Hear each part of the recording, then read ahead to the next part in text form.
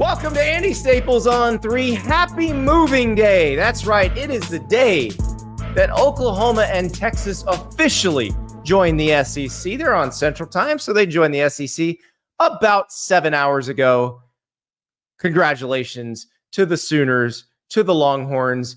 Now you can buy those really expensive SEC belts with all of the logos on them. They're going to have to make more expensive SEC belts with more logos on them because they'll need to have, obviously, a Texas and an Oklahoma logo now. But this is such a monumental move. Obviously, it affected what happened everywhere else in college sports. The domino effect from this was pretty spectacular in terms of what happened with the Alliance, the Pac-12. We'll see what happens with the ACC. The Big Ten obviously got bigger. They're even bigger than the SEC now. This move, which leaked at SEC Media Days in 2021, was one that you kind of eventually thought was going to happen, but then those two schools, for a lot of years, always acted like it wasn't really something they wanted to do. But then as time went on, the circumstances changed, and they found themselves wanting to be in the SEC. The SEC found itself wanting to take them, which it always would have, but now they were willing to come. And now the marriage is complete. Oklahoma and Texas begin play in the SEC this year. They are now official conference members. So we're going to talk to our friends at Sooner Scoop and to Joe Cook from Inside Texas about how this move came to be, what happens next for Oklahoma and Texas, and what they expect to be as SEC members. So Eddie Radosevich and George Stoia III from Sooner Scoop will join us to talk about Oklahoma. Joe Cook from Inside Texas joining us to talk about the Longhorns.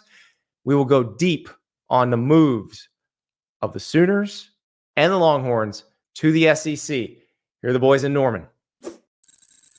So Oklahoma celebrated its entry into the SEC by making its fans run a race. Yeah, there was a 5K that started at 11:30 p.m. Central Time on June 30th. That, you know, if you're straggling in that race, if you're running a little slow, by the time you cross the finish line, Oklahoma was in the SEC. Our friends Eddie Radosevich and George Stoia not running at midnight. No, a little disappointed in you guys, but hey, I understand you got a job to do. We're not big health guys over here. Well, I mean, we're somewhat healthy, but we enjoy. You ourselves. are healthy. There is nothing that I would have done less than run a 5K on a Sunday night. I don't think it would have mattered what day it was, Andy. Yeah. But we had to opt out of that. I will support anybody that wants to be a part of it, though. Exactly. If you're that much of a health nut that you feel like running in the middle of the night to celebrate a conference move, go for it.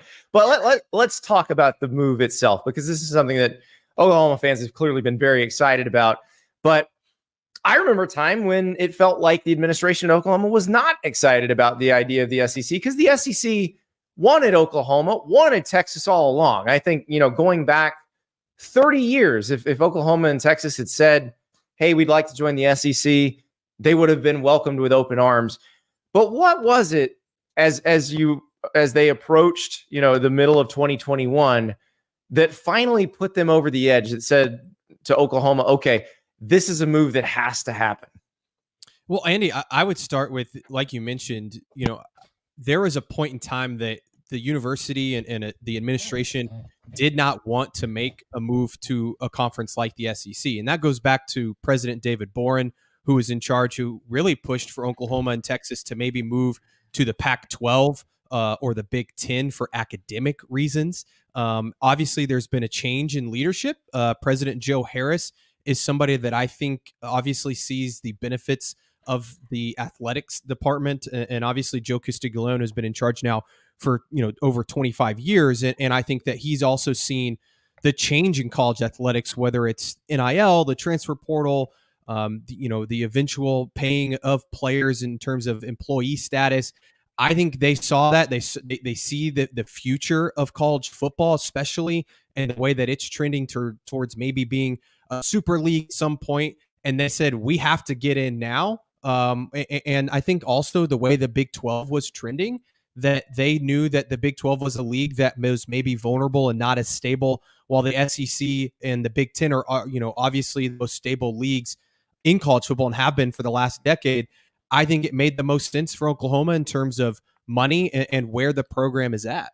All-time worst take, hand up. I thought OU and the Pac-12 would have been a spectacular marriage, and to come to find out like 5 years later after that, or I guess it's more like a decade now, that would have been a awful decision. Yeah, I would have enjoyed some of the golf courses in Scottsdale, but outside of that, listen, the road trips would have been spectacular to LA, to Phoenix, to Eugene. Like, it would have been awesome, to Seattle. But yeah, it was not managed particularly well. But yes, let's go back in time, because you mentioned David Boren, the former president of Oklahoma, Bill Powers, the former president of Texas. They were the kind of the ones that drove the train on a lot of this stuff. And they were in league before, talking to Larry Scott with the then Pac-10 about multiple schools from the Big 12, 6 of them, in fact, going to join and become the Pac-16. And it was Texas that kind of scuttled that, because they wanted to form the Longhorn Network. And so Oklahoma just sort of, they were ready to go. Like, Larry Scott had been on their campus in Norman, and then all of a sudden it was over. Yeah, I mean, David Boren, I remember David Boren really wanted that to happen. It's almost kind of a godsend that it didn't happen. I mean, who knows where they would be right now as not just the school, but athletic department. Had they done that, that would have been very detrimental to the progress that's been made. Yeah, and it would have also just changed college football landscape. Like, I would think that the Pac-12, I guess, would have been Pac-16, would probably still be a conference. Sure. Because if you have the Big 12 would have been gone at that point. Exactly, because it was the same time period that Texas A&M and Nebraska had made the move to the Big Ten. So, or I guess Texas A&M, Missouri going to the SEC. Sure. Well, no. So Texas A&M was going to the Pac-16. That's right. Yes. Yeah. And Missouri wanted to go to the Big Ten and couldn't quite get the traction. Nebraska was leaving. Colorado was leaving no matter what. They were going to go to the Pac-16. Oklahoma State was going along. That's the thing. Bedlam would still exist. Yeah. It's unbelievable the way that everything would have turned out. I mean, everybody would have been, I guess, taken care of. But at the end of the day, I think you ask anybody around here, particularly going into next week, I think people like the way that this worked out. I think it's been very comfortable. And I think that Oklahoma, and we've said this to Andy, like Eddie and I, kind of getting to know some of the people in the SEC. I was down in Destin for spring meetings, and we went to Nashville last year for media days. It just feels like OU's fan base, the culture, the program, whether it's athletic directors, coaches, they fit in pretty well with the culture, I think, of the SEC.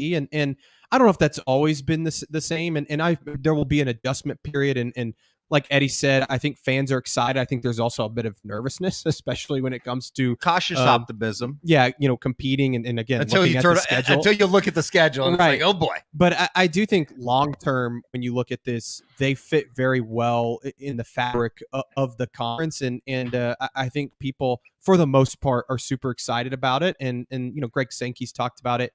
This is really, in terms of OU and Texas, I think a perfect fit. I go back to that home and home with Tennessee a few years ago. And I think that's probably where, if you were an Oklahoma person, you looked at that and go, wow, this would be a nice fit, because it felt like, obviously the programs in the SEC respect what Oklahoma's been over the decades. And for those of us, inside baseball, for those of us who cover all this stuff, like, we know how much all the ADs in the SEC love Joe Castiglione. Like, he's one of the most respected guys in the business. So it's one of those things where if he would like to be in their club, they would like to have him in their club. Definitely. Yeah, absolutely. And I think just talking with the administration around here in Norman, I think that there is a relative appreciation for everybody else. I think that, like, Oklahoma and Alabama, Oklahoma and Georgia, their athletic departments, from my understanding, they talk quite a bit in terms of kind of putting themselves through the same lens. And I think site visits, best practices. How do you do this? How do you do this? That sort of thing. They've been doing that for years.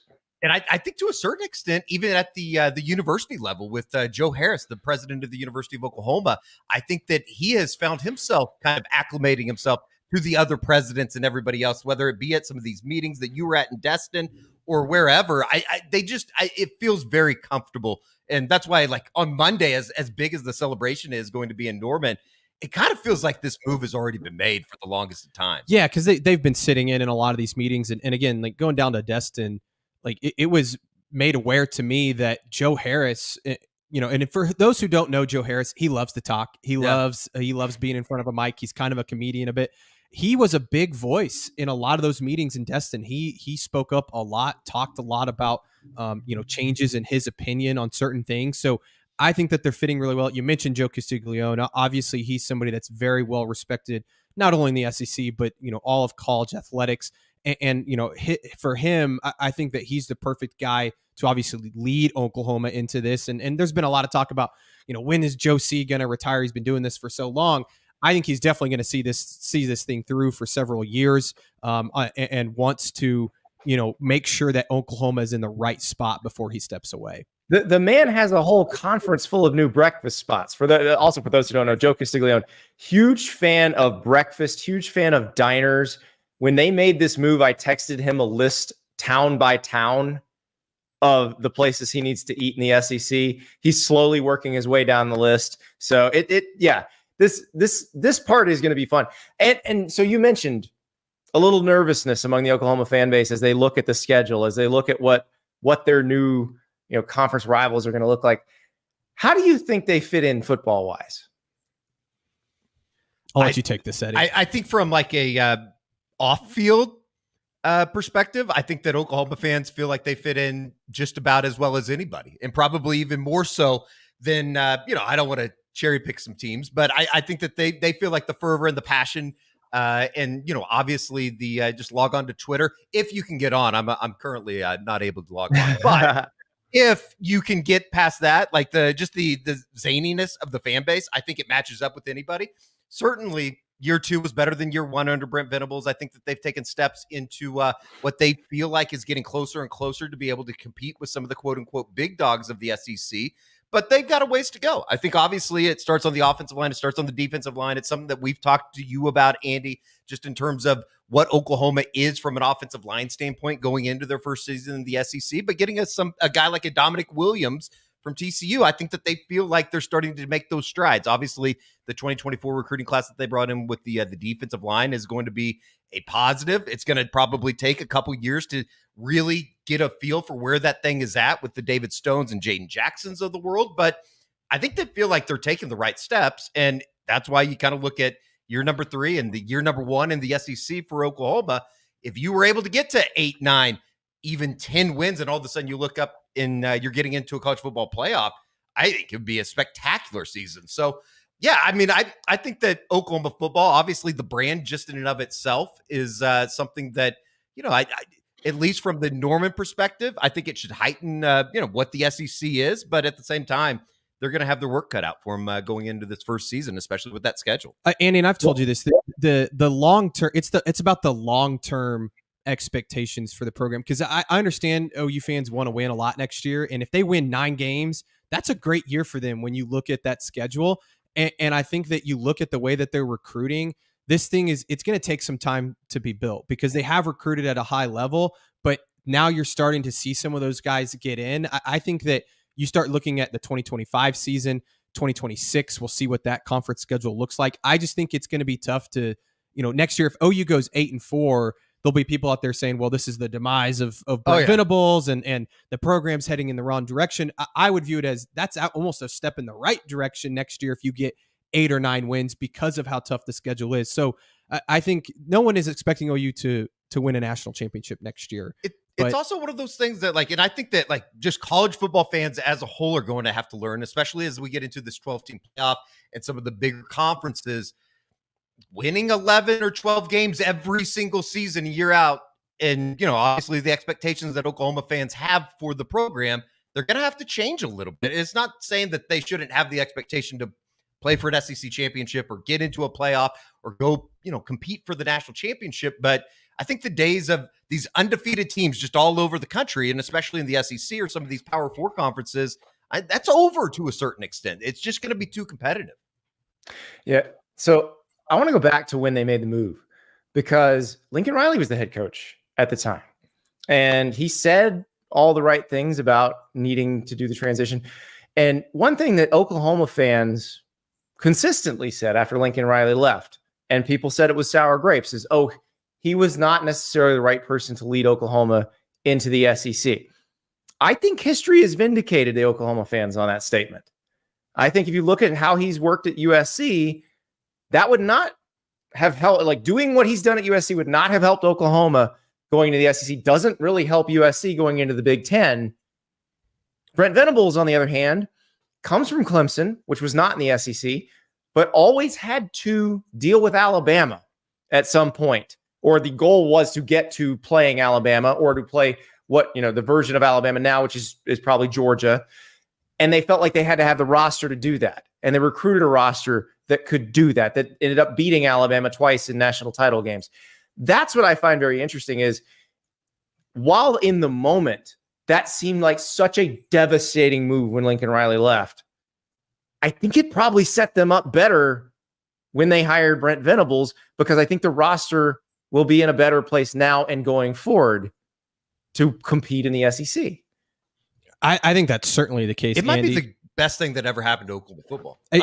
Revisionist history, obviously. We'll see with Brent, because I think there's still some skepticism there. Like, I certainly think that you love the recruiting side of it, the leaps they've made on defense, and everybody expects them to have a very good defense this year. We'll see if he can still improve in terms of being kind of a CEO, head coach, and game management and all that comes with that. And obviously he made 2 big hires this offseason. We'll see how those pan out with Seth Luttrell as the offensive coordinator, Zach Alley coming in as a co-defensive coordinator and kind of taking the reins. But in terms of where this was heading under Lincoln Riley, there was a lot of holes that I think were covered up in terms of roster management, or obviously the defensive side of football, by great quarterback play, right? Because they had all these great quarterbacks. Caleb Williams, obviously the last one at Oklahoma, that you look back at that 2021 season, that was such a kind of a roller coaster of a year where they're playing a bunch of close games. They lost games that they shouldn't have.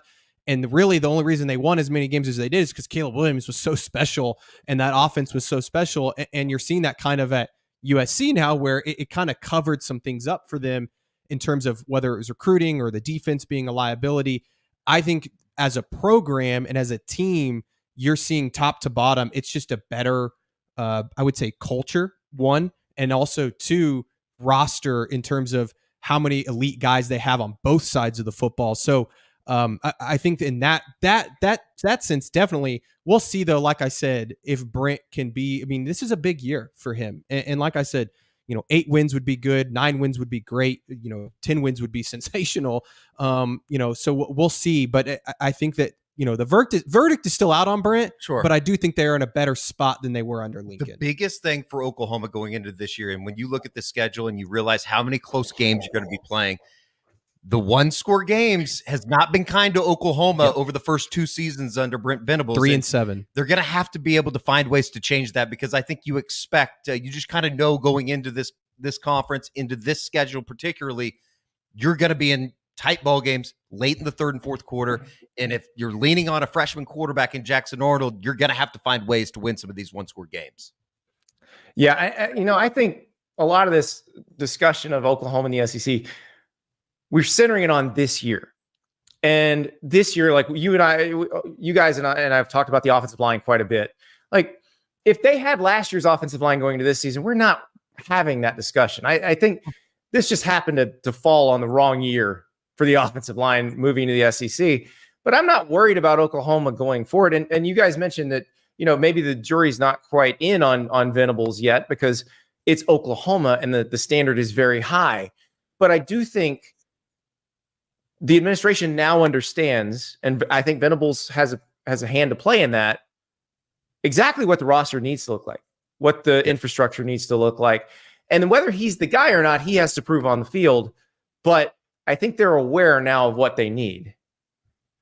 100%. And I think that you've seen them make some of those steps. Obviously, it was something that we've talked about. It feels like every time that we go out to a practice and we're allowed to come in for a viewing period, you come back and you go, man, that they look different Yep. physically. And I think that like Des Malone, somebody that they were able to bring in from San Diego State in the transfer portal, you think of, we talked about Dominic Williams. There are multiple guys. And obviously the way that they've started to recruit on the defensive side of the football is drastically different from what they were doing under Lincoln Riley. So they've been able to shore up that roster. I think it's starting to look a little bit more like a quote unquote what you would expect from an SEC football team.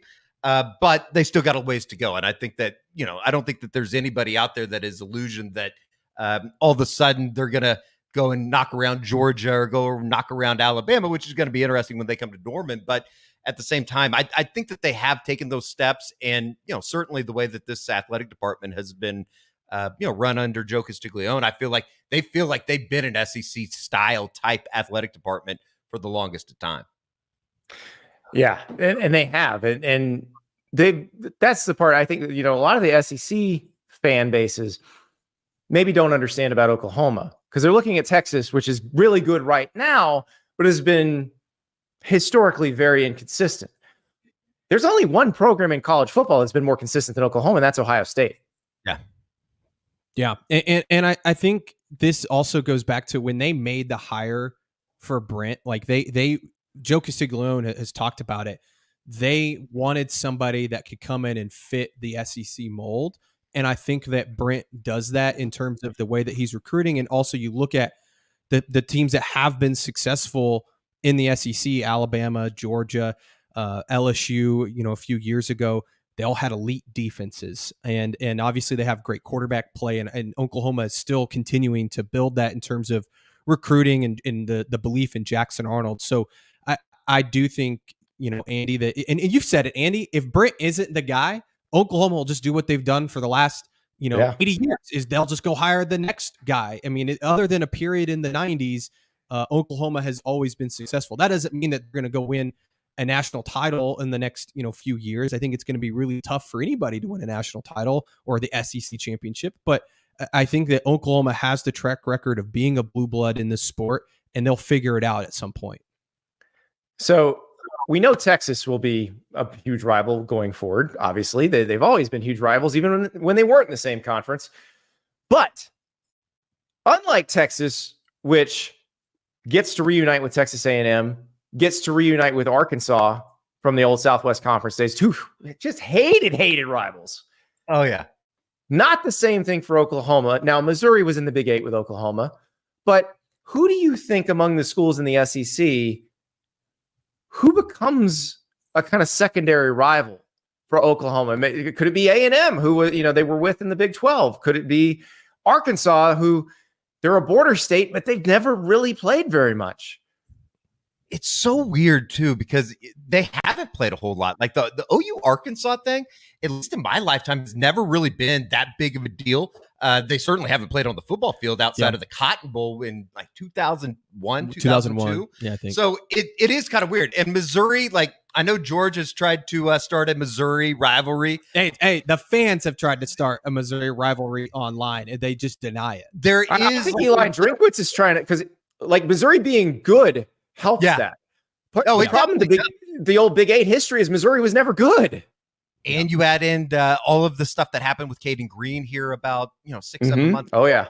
Moved up to Columbia. They've been locked in different recruiting battles here over the last couple years. It would be fun. I just don't think that, like, especially for anybody of our age or likeness, it doesn't seem like OU Missouri has ever been a thing.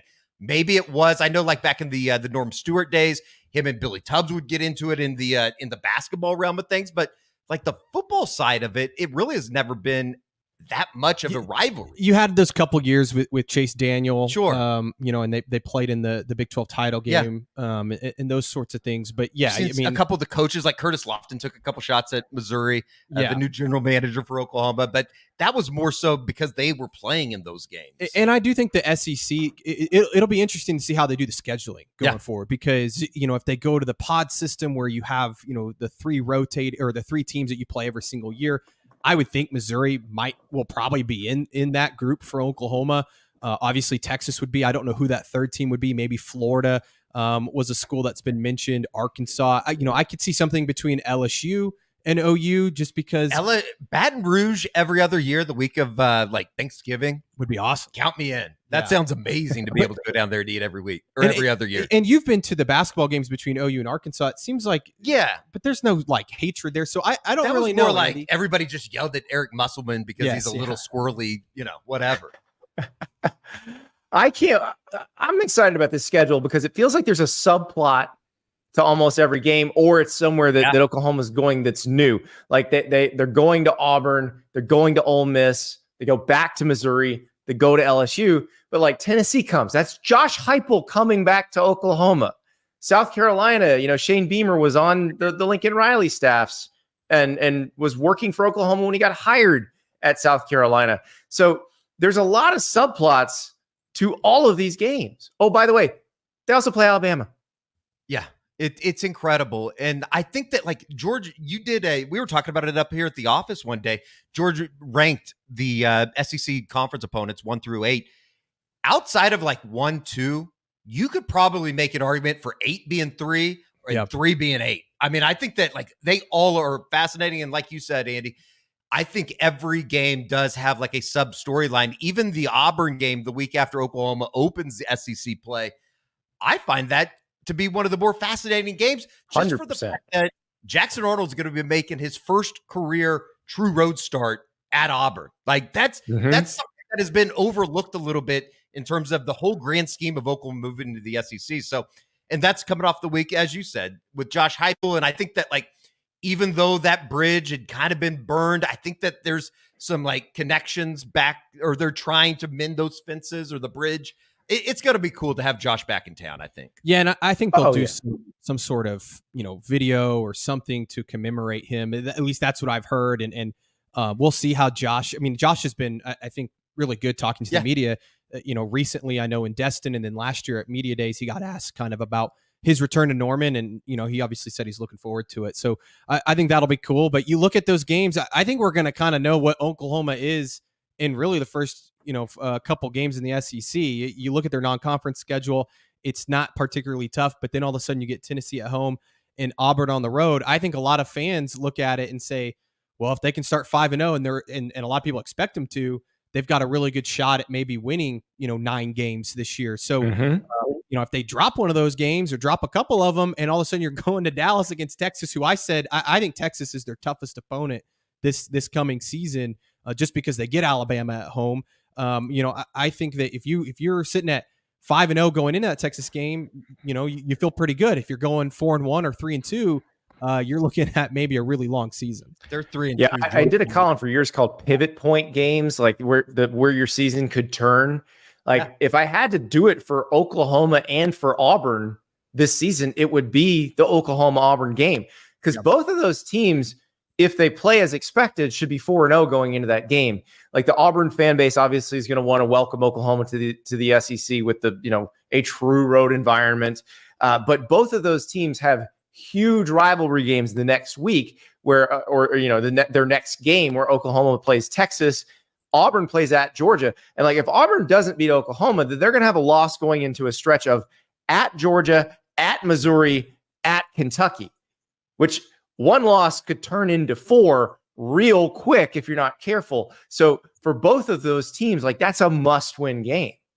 Yeah, it's huge, Andy. And I think it's just, we don't really know what to make of Auburn, I think, because, second year under Hugh Freeze and, the quarterback situation there. And I think they're going to be pretty good defensively and all of that. So that's a huge one. And then you look on the back half, let's say they get through those first 5 games, maybe they lose to Texas, whatever, they're let's say they're 6-1 heading to Ole Miss. That stretch right there is the one interesting one to me. At Ole Miss, obviously you get Maine at home. That's kind of that throwaway game in the back half of the season. Sounds like you're sleeping on You're sleeping on them. I'm sleeping on them. But then at Missouri, they hung with Mississippi State, or maybe they beat Mississippi State that one year. I think they beat Mississippi State in 2004.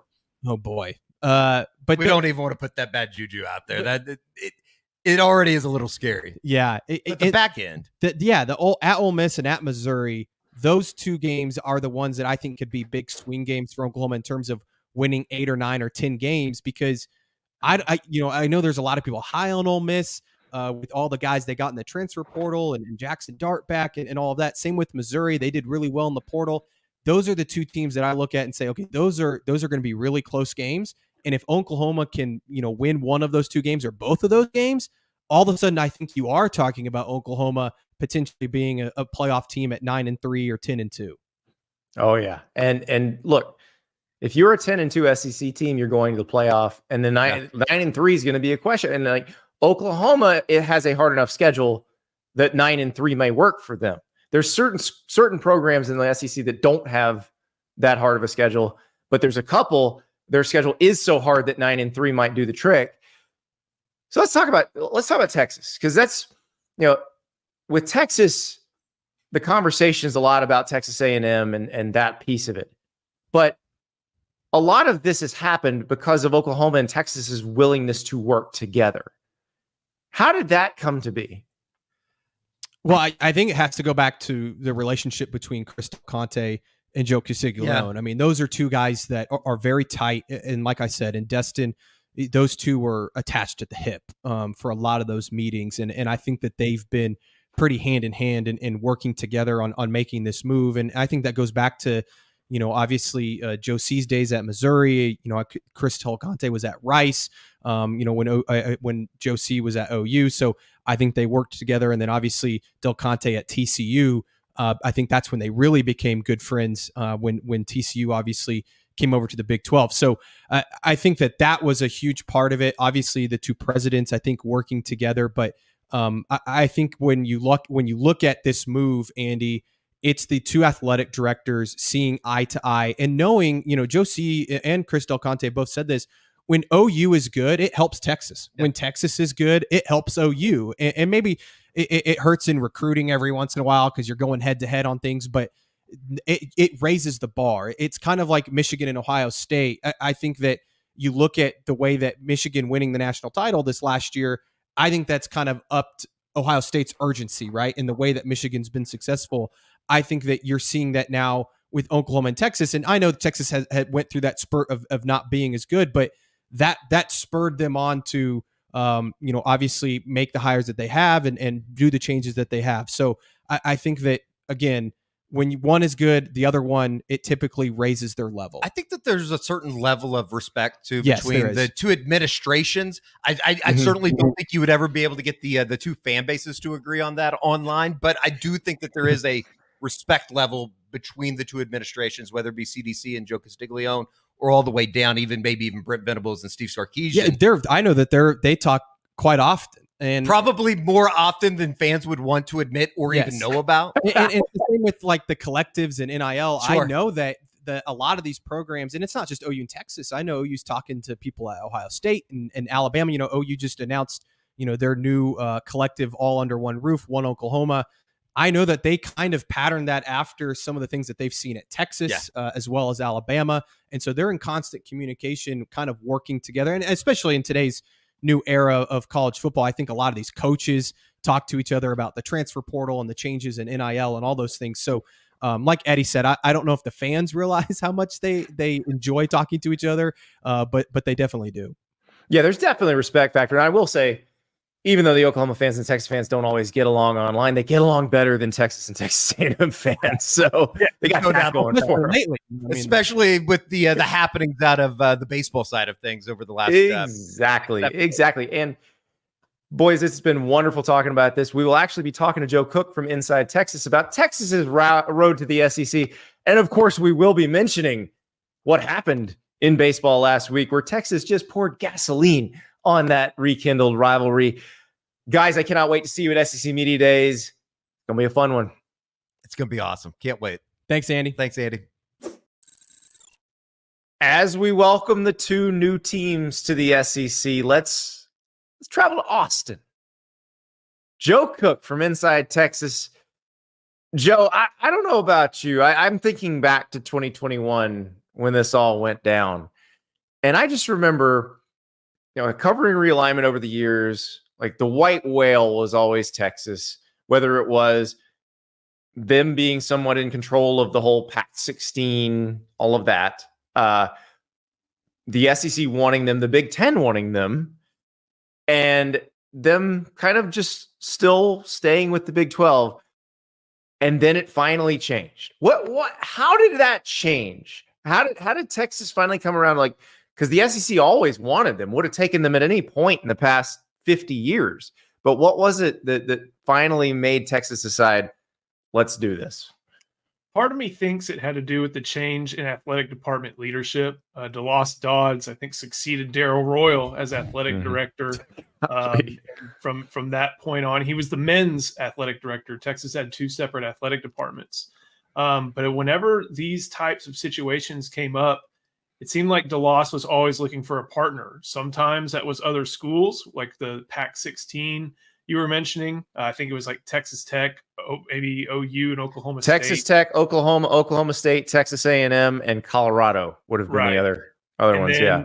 Sometimes it was television networks, and one of those just expired the other day with the longtime deal with ESPN with the Longhorn Network.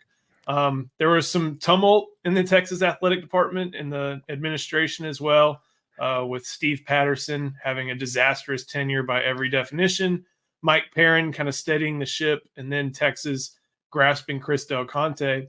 I think when they got Del Conte, as opposed to what DeLoss would do with looking for a partner, Del Conte started doing what was best for Texas and just saying, you know what, we got to do what we have to do for our own sake. And luckily they found somebody with Oklahoma and Joe Castiglione, who also thought similar. I know those two have a working relationship as well, a great working relationship. Same with UT President Jay Hartzell and OU President Joe Harose. And they started looking out for their own self-interest instead of trying to see, okay, how do we make sure our Southwest Conference or Big 12 brethren are taken care of, when over the last 2 to 3 realignments, all the other schools are trying to look out for themselves and sometimes use Texas, sometimes latch on to Texas.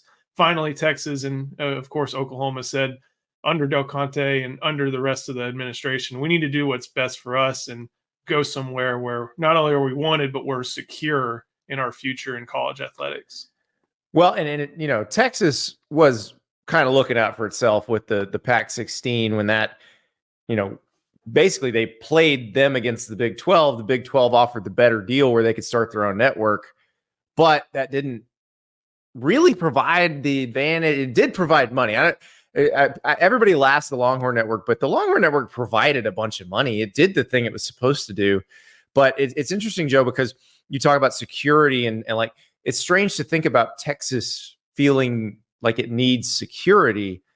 But if you're Texas and Oklahoma and you're looking at what Indiana gets from the Big Ten and what Ole Miss gets from the SEC or Mississippi State gets from the SEC, it probably does kind of like just make you take a step back.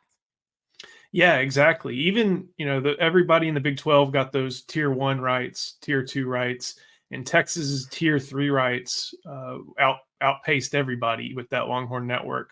And over the course of, the next decade, it still wasn't going to match up to like what you mentioned, Indiana, Ole Miss, two schools that are in big conferences, but at least as far as athletic departments go, Texas thinks are in a different category. So, and that's even with a Texas that brings in more revenue than any other athletic department in the country, or is top 3 along with A&M and Ohio State. So they wanted to ensure that, hey, we can keep the big bucks rolling in, but let's kind of set that floor really high as well and make sure that we're not getting outpaced by teams like Ole Miss, like even Mississippi State, like Tennessee, who could then use that money to invest in their staff, invest in facilities.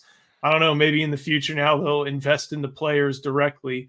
Now that money is available to Texas in a similar way, and they're not having to dip in maybe more into that revenue stream, whether it be donations, licensing, all that, as much as they might have had to if they were in the Big 12 and didn't make that move 3 years ago. So we just showed video of Chris Del Conte hugging Steve Sarkisian. And I think that's another interesting part of this, because one thing I thought about when this all went down, because this broke at SEC Media Days in 2021. So that meant Sark had not even coached a game at Texas yet. They were coming off the Tom Herman era, the Charlie Strong era. And my first thought when it all went down was, oh God, Texas might really not like being in the SEC. But how much has changed from a football standpoint for Texas between when they made the decision to enter the league and now as they enter the league, where they may be like kind of co-favorites with Georgia to win the league? One, I think Steve Sarkisian understood how to build a roster, and there wasn't immediate effects. Everybody remembers right after that announcement, they go to Arkansas and get dog walked by what was Sam Pittman's best team during his tenure. And the jokes rained down, as they should have. Texas did not look ready. They look overmatched. They look, out physicaled, out everything. And they go on to a 5-7 season. Texas during that time made a lot of use of the portal, but it was just to basically fill in holes and fill in needs. The edge position was neglected for most of the Tom Herman era by the design of Todd Orlando's defense. There was only one of those guys on the field. Not a lot of edges want to be the one and have to contend with others. So they had to rebuild the roster there. They did get a lot of very fortunate breaks. Mario Cristobal going from Oregon to Miami helped free up Kelvin Banks, who's going to be a top 10 pick, and also helped free up Cam Williams, who is probably going to be the starter at right tackle this year. They got some fortunate breaks there. They also recruited all the way through the whistle, even with a 5-7 season, and did a good job of signing a top-ranked 2022 class. Arch effect. People want to play with Arch Manning. Texas overcame, that kind of helped to, I don't want to say undo, but it really helped paper over a lot of problems that a 5-7 season can have when you have Arch Manning sign up. Another quality season. Bijan Robinson goes to the NFL after that with the Doak Walker Award.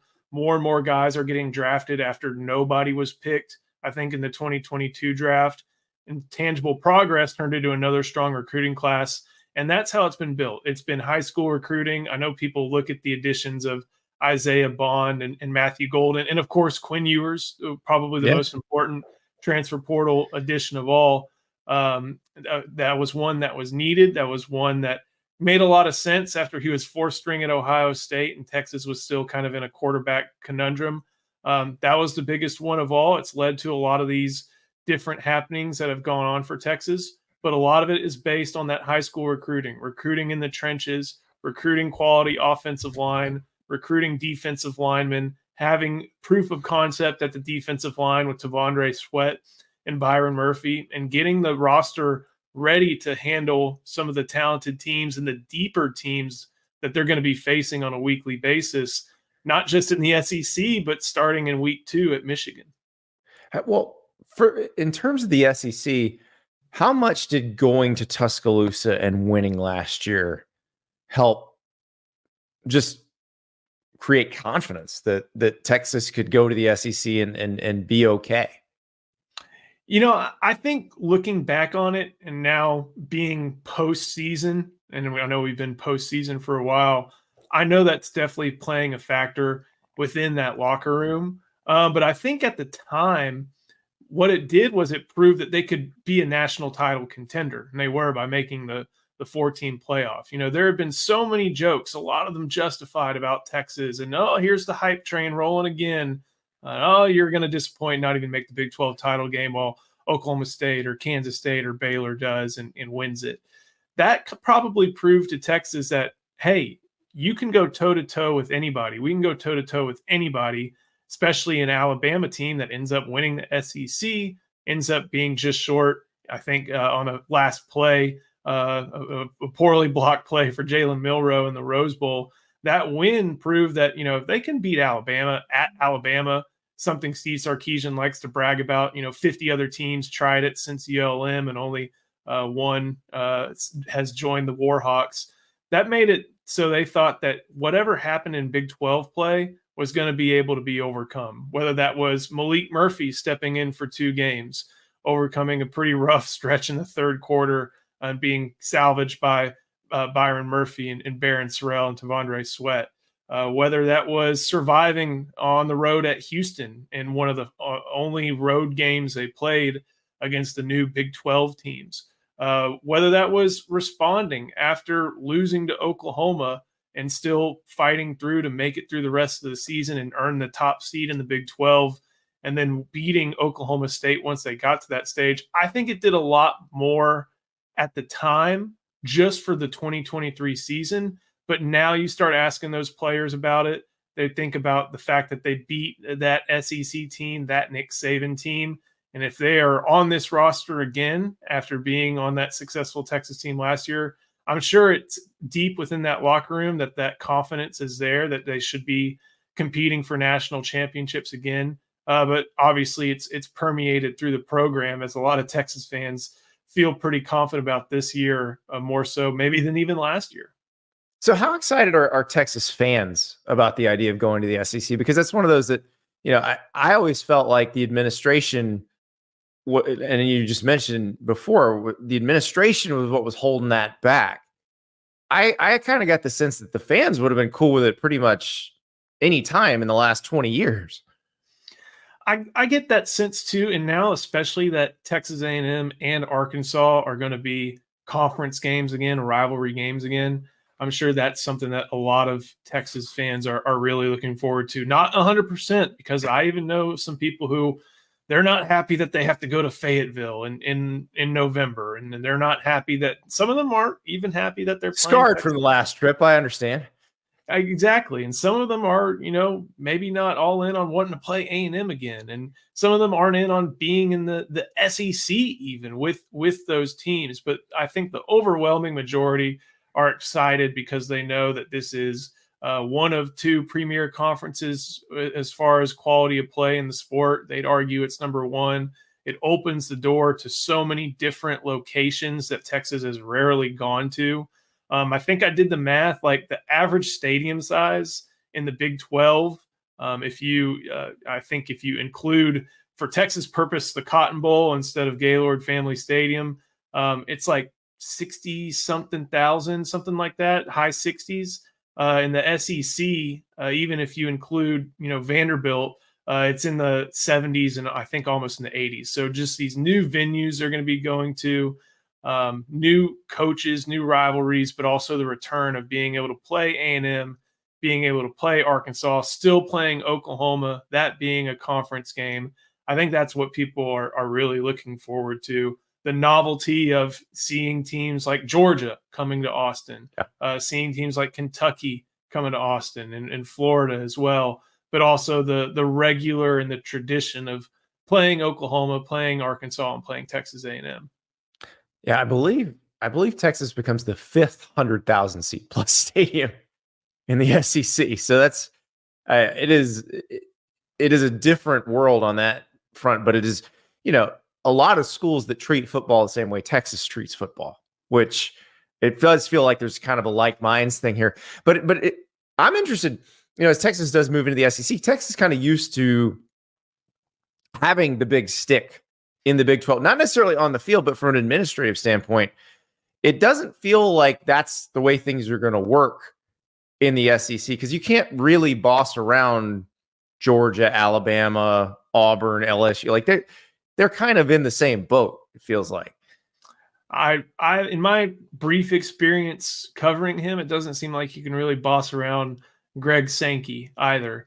But right. I also have a sense that Texas understands that. I mean, even a couple of years ago, when I was talking to UT President Jay Hartzell and going and observing, I think last year's SEC spring meetings, it was observing, watching, listening, learning, seeing how things kind of go. They understand that they are newcomers to this league. Now, they're going to have their preferences, just like any school is going to have preferences. But I think there's an understanding, whether it be at the administration level or the high end of the athletic department with Chris Del Conte, that they aren't that, vote in there that carries a massive weight. They are one of 16 votes. So is Oklahoma. So is, not to pick on anybody, but so is any other team in that league. And so I think South Carolina, Kentucky. Yeah. I think they understand the standing that they're in. And I think that's something they're perfectly okay with, because like I mentioned, they feel like they are secure. They feel like they've placed themselves in a conference and among other schools who have their best interests in mind at the current time, and are going to do everything they can to establish their own security. Texas wanted to be in that. I don't think they want to rock that boat. They just want to be able to reap the same benefits as all the other teams will be going forward as a 16-team league. So before we get to the rivalry, they got rekindled by this move because there's a lot to talk about with that one. But let's talk about the one that continues with this move, and that's Oklahoma comes with Texas. How important was it for them to kind of work together and do this together? I think it was critical because I don't know if there's another partner out there for Texas. It helps the league, as Greg Sankey has often talked about, be regionally contiguous. Oklahoma touches Arkansas and Texas. Texas touches Arkansas and Oklahoma and Louisiana. Like, that helps keep it all in one big clump. You don't have to separate it like going from Tucson to somewhere like Cincinnati. It's all in one area, couple different time zones, but that's something I think that can be managed.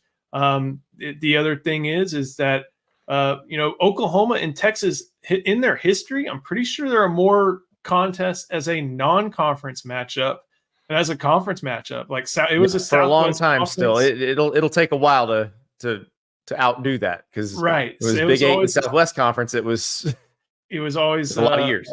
A non-conference game, and oddly enough, I always remember the last non-conference game was a tie.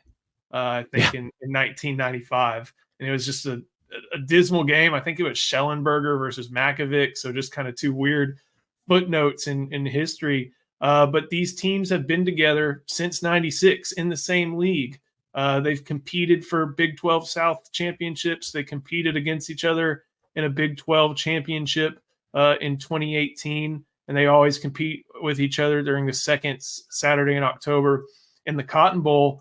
And I think that both Chris Del Conte and Joe Castiglione have had, like I mentioned, a great working relationship and realize, look, the Big 12 is not this, long-term solution for us as a conference because, like we mentioned earlier, they're going to keep looking and seeing the disparity in funds. And while Texas had the Longhorn Network, there were pay-per-view games on Oklahoma. That Army game that we all the that's right. Remember that guy's foot that everyone's watching on his phone. Yeah, so that was a pay-per-view game. I think they had linked up with ESPN Plus in the past couple of years for Sooner Vision, but they understood that in order to continue to compete at the highest level, and not just, I know football is what drives everything, but both these athletic departments have very proud programs in a number of both revenue and non-revenue sports. You think of softball and gymnastics at Oklahoma. You think of swimming and tennis and golf and volleyball at Texas, in addition to the men's sports. Like, these are programs that like winning, not just on the gridiron, but everywhere. And I think they understood that the next place for them to all find success, but football-driven success primarily, was in the SEC. And again, you look around, who else was Texas going to go to? Maybe Oklahoma could have tried to bring Bedlam over, but I don't think Greg Sankey's interested in Oklahoma State. I don't think Greg Sankey's interested in TCU or Texas Tech. And I've enjoyed watching Texas play all those schools. But I think Greg Sankey understood that it's brands that help make that league. And the two brands that were ended up being available to his league were Texas and Oklahoma, who found a way to, as they have often, work together and make it happen. And they, have been more collaborative. Well, I mean, we go back to Barry Switzer and Darryl Royal, where they maybe weren't so collaborative, but they've been a little bit. I mean, Royal had Emily Billard teach them the offense, and that's true. That's what boosted Oklahoma to its heights in the 70s. So some collaboration, but I think Darryl Royal would want that one back. Yeah. Well, but Oklahoma and Texas have generally gotten along in the boardroom and pretty much everywhere except on the field. Not the case with Texas and Texas A&M. This rivalry stopped when Texas A&M left for the SEC. Texas A&M was furious finding out that Texas was going to be admitted into the SEC. And then it felt to me like that Greg Sankey again and probably a lot of the other high-powered SEC athletic directors and presidents were like, guys, this is best for the league, so suck it up. But we saw it again this week. We saw it again this week with Jim Schlossnagle leaving Texas A&M for Texas to be the baseball coach a day after Texas A&M played for the national title. Like, this rivalry is nasty. I think there was, so I started my time at Texas in 2012. That was the first year of the Big 12 without A&M and a lot of different schools, but primarily A&M. First year of, A&M in the SEC, Johnny football mania, all that stuff, and a good run, a great run even for Texas A&M. But I'm almost 30. There are a lot of people who are my age who and are entering whatever year they may be at Texas or in A&M who have not seen this rivalry. That means that there are a lot of older fans who have seen this rivalry. Remember Case McCoy running down the field, and remember Colt McCoy getting lit up in back-to-back years and going only 2-2 against Texas A&M during his time. But 10 years of all these battles just taking place on the internet and on the recruiting trail, it can dampen it. It definitely can. They would play in other sports, but football is what people care about, especially around Thanksgiving every year in Texas. And for this game to be missing, it was big. I think people were already very excited to see it come back, but I think what happened this past week definitely ratcheted things up. And not just on the baseball diamond, where Texas is very likely to be interested in a lot of the different Aggie players who have already entered into the transfer portal. But I think it ratchets it up for the entire rivalry. Steve Sarkisian was speaking at an event in Houston last month, and he was asked, and in kind of classic Texas way, hey, the Aggies are going to be all in on this one. Are you going to make sure that your team's ready? And he gave a wry smile and said, oh yeah, we're going to be ready. But I think that Texas fans and Texas should expect for whatever is always going to be a tough environment in Kyle Field, maybe the toughest if you're working for EA, and especially when the Longhorns come to town. I would expect for it to ratchet up a little bit, not because they view this not just as a baseball move, but basically a shot across the bow at the entire Aggie athletic department. Again, 3 years after, kind of maybe not necessarily fly by night, but 3 years after Texas was added to the league, really without Texas A&M knowing all that much about it, and crying very loudly at SEC media days about, Ross Bjork saying we want to be the only SEC brand in Texas and all that. But, having to, like you said, they eventually fell in line, and they didn't want to be that one vote against it and stand out like a sore thumb. They were wrangled in and part of the unanimous vote for offering. Yeah, the SEC is the land of unanimous votes, as you'll find out covering the league. They're always unanimous when they're done. Rarely unanimous when they're voted upon, if that makes sense. But it's going to be so fascinating to see these teams play again, because both of them worked very hard to make sure they weren't going to play each other. Because we Charlie Strong would get asked about it. Kevin Sumlin would get asked about it. And, for those guys who weren't really there when all that stuff went down, like Kevin Sumlin started after they moved to the SEC, or at least made the decision to move to the SEC. They're like, look, we didn't have anything to do with this. I'd love to play them. It'd be great. But then the administration's like, no. And now you're getting this game. It is, you mentioned, around Thanksgiving. This is how everybody in Texas grew up. That's when Texas and Texas A&M play. That's the game. How fun is it going to be? That first, now it's going to be Saturday. It won't be Thursday. But when the Longhorns come out of the tunnel at Kyle Field, it's going to be crazy. It's going to be. I've been lucky enough to go to some great environments. I'm going to be lucky enough to go to the Big House here in September, but I'm pretty sure this will be the loudest stadium I'll have ever been to. I think that you're going to be. I mean, if you look at the secondary ticket market, some of these ticket prices are crazy, and I know College Station and college football go hand in hand, and wanting to see these premier night games, but the thousands of dollars some of these third deck tickets are is something nuts. So I'm really excited for it, not just for the atmosphere, but when the era of the 12-team playoff, and it's not like the cupboard was left completely bare for Mike Elko. They have a quarterback who's got to stay healthy, but is talented. They've got still a lot of members of those strong recruiting classes there. Texas is operating and coming in like they feel like they're a favorite to win the league. Like there could and should be massive implications, not just for the rivalry, but in national college football in that game, which is only going to amp things up more. So I'm really excited to see that. And one other thing, Kyle Field was renovated after the Aggies left for the SEC. So in my experience, I think the last time I went was 2009. It looks a lot different than that. It looked a lot different than that picture right there. It is bigger and louder now. And I remember the pre-renovation Kyle Field, which was already a pretty loud stadium. And you like in the old press box when they lock arms for the Aggie war hymn and sway, like it would make the press box move. Now it's all closed in. There's nowhere else for that noise to go, and it just reverberates.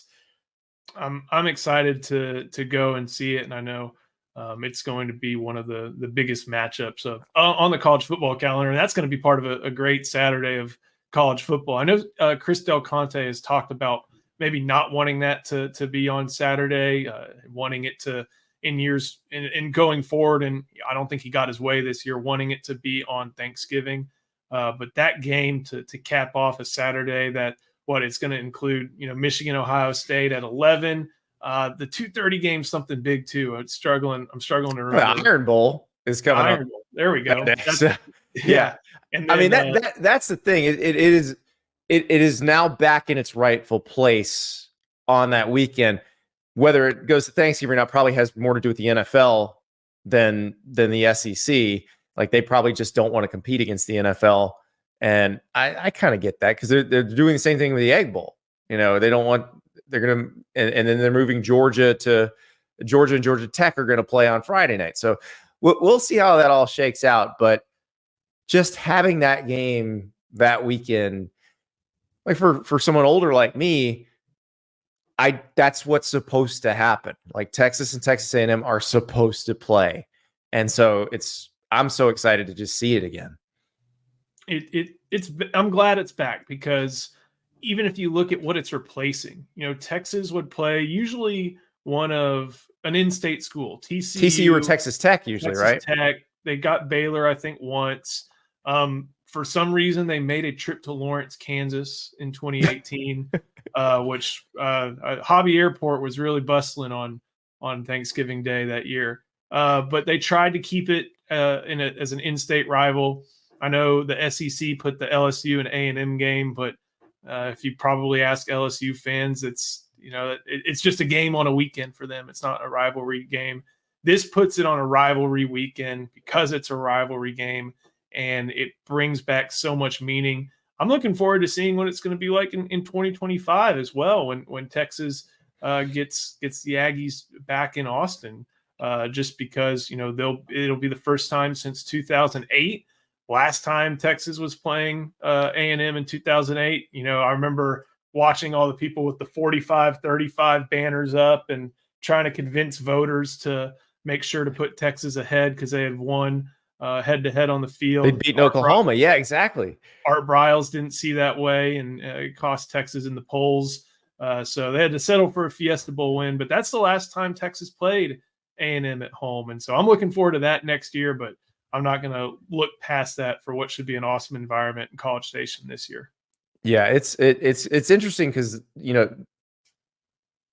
Texas Memorial Stadium, it is a different environment now than it was back then. They've juiced the game day operations, the way they handle things, and the crowd. I don't know about you, Joe. It feels like they're louder now than they used to be. They act a lot less like a golf crowd than they used to. When it gets up, it gets up. Their median, I guess, is even for a big stadium. It's not as loud as you think, but when it is time to get going, that 101,000, 102,000 is really loud, and it is a lot different. When was the last time you had been to a game there? It's been a while. I did a big story back when I was at SI about all the changes they made after Chris Delcani and Drew Martin got there, and like because it was palpable, you could tell how different it was than some of the I remember I covered a Texas Oklahoma State game. I want to say in like the early teens, and it was a big game in the Big 12, and but it's just for that many people, it didn't seem like everybody was that excited. But they changed the way they handle the games, and it certainly feels like they've made everything bigger than it used to be, and it comes across. It's been helped by architecture, getting rid of the track basically. The track hadn't been there for a while, but a stadium built for a track that bring everything in.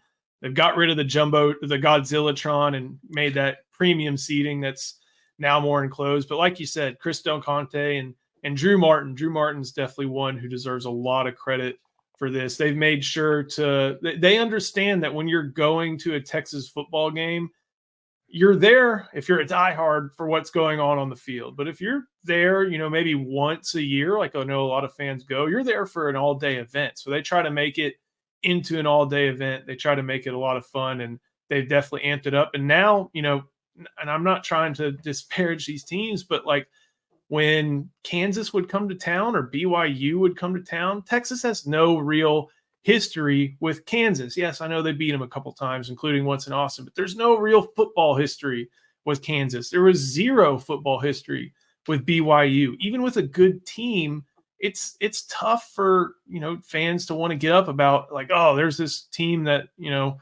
we know nothing about. They're just, from Utah and from Provo, and we've never played them before.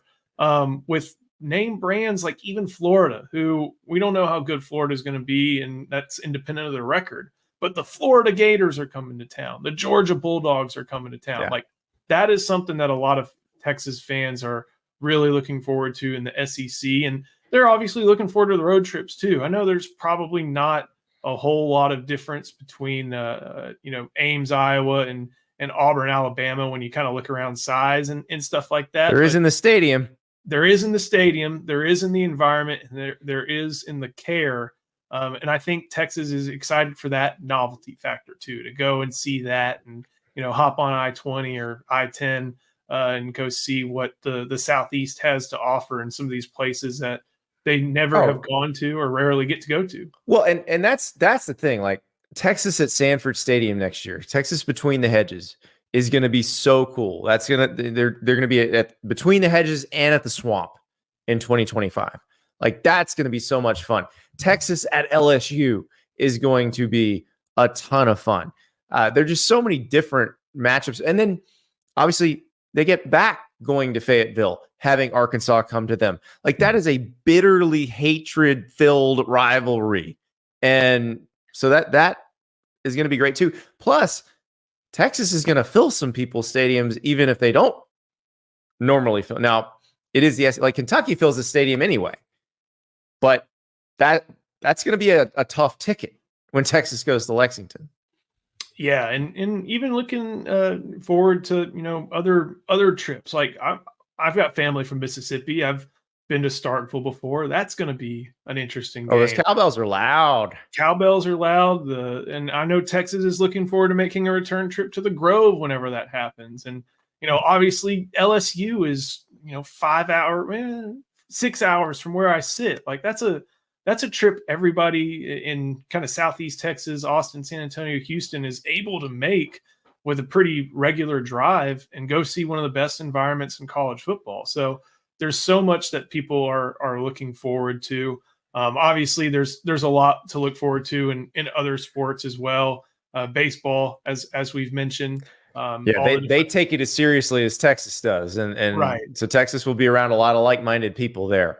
Right. And obviously with volleyball, men's and women's basketball, all the different sports, softball, there's a lot of excitement just for the newness and going and seeing, and also while they're there, seeing what they feel to be elevated competition. Well, we're going to find out. Joe, thank you so much. Everybody, if you haven't gotten your tickets for Texas, Georgia, your hotel room for Texas, Georgia, you're not going to. The F1 races that weekend too. but this is going to be so much fun. Thank you, Joe. Absolutely. Thank you.